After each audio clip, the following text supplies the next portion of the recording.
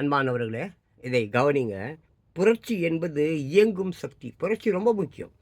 அதை பொசுக்கி விட யாராலும் ஆகாது. புரட்சியை அடக்க எவனாலும் முடியாது. ப க ப ப க ப ப பாரதிய எவனாலே அடக்க முடிஞ்சதா? புரட்சி என்பது மக்களின் போராடும் சக்தியின் வழி. மக்கள் தங்களுடைய கருத்து சொல்லக்கூடிய வழி தான் புரட்சி. பகுத்தறிவாளனுடைய ஆயுதம் அது. ஒரு புரட்சி என்பது ஒரு பகுத்து அறிவாளனுடைய ஆயுதம்.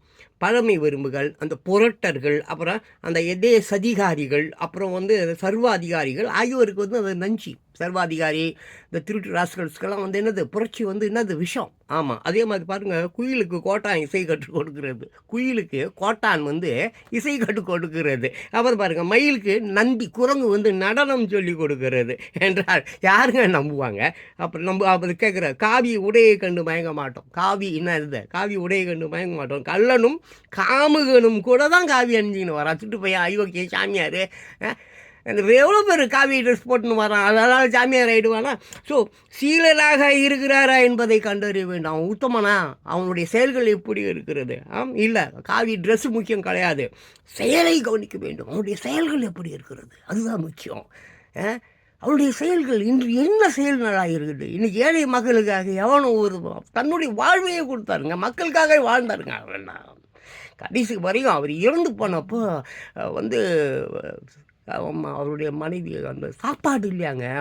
இந்த நெக்ஸ்ட் வீக்குக்கு சாப்பாடு கிடையாதா? வீட்டில் சாப்பாடு கிடையாதா? காமராஜர் அவருக்கு சத்தப்போ 2-3 ட்ரெஸ் அவர் 56 ரூபா தான் பணம் இருந்துதான்.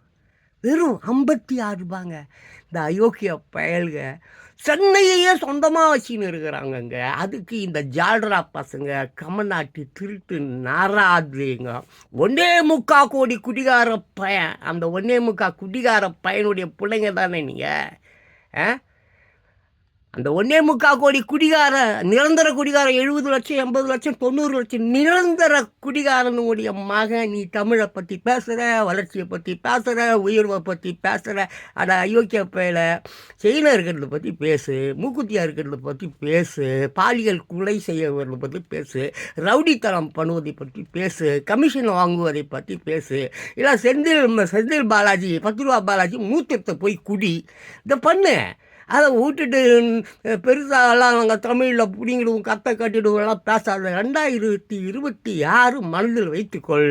அதுக்கு அப்புறம் நீ என்ன ஆக போகிற என்பதையும் மனதில் வைத்துக்கொள். இயற்கை சும்மா விடாது.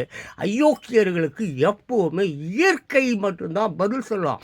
நீ வச்சுன்னுக்கிற அதிகாரிகள், நீ வச்சுன்னுக்கிற போலீஸ்காரர்கள், நீ வச்சுன்னுக்கிற வக்கீல்கள், நீ வச்சுருக்கிற நீதிபதிகள் காணாமல் போயிடுவாங்க.